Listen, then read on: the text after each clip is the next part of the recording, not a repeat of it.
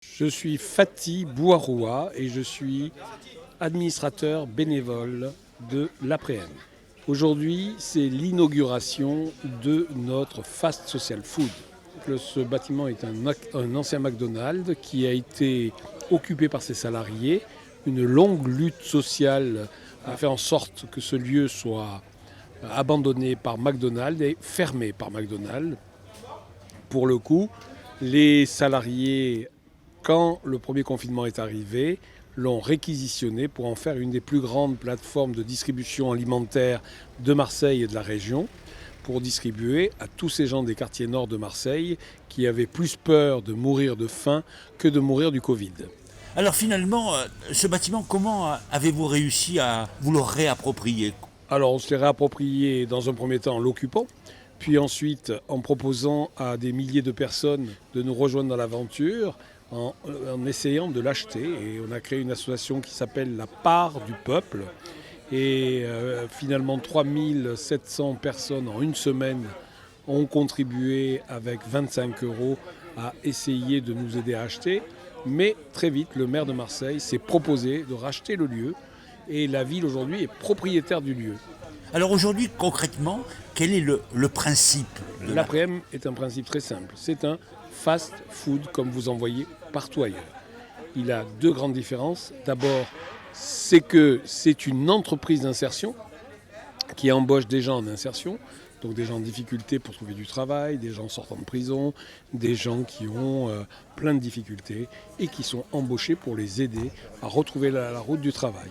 Le deuxième élément, c'est que c'est une coopérative, c'est-à-dire que tous les salariés, les habitants, les fournisseurs, mais également tous les bénévoles qui tournent autour de cette histoire sont membres de la société.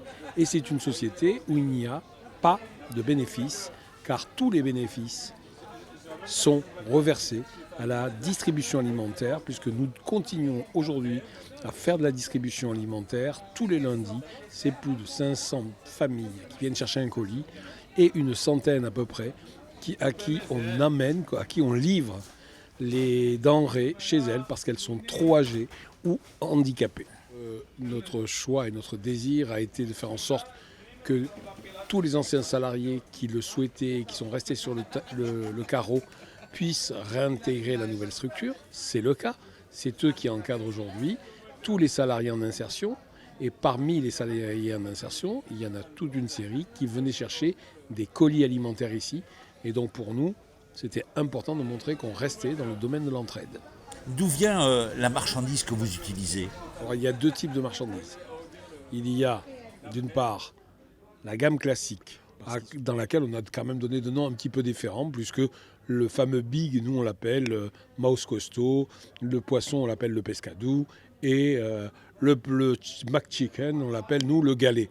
Par contre, nous avons décidé d'avoir une deuxième gamme, qui est une gamme fastronomique, donc vous entendez dedans la fin du mot gastronomique, parce que nous voulons faire en sorte qu'on apprenne, même dans ces quartiers, à manger mieux, faisant en sorte qu'on fasse apprécier la bonne bouffe plutôt que la malbouffe à ses habitants pour à peine 1 € ou 50 centimes de plus.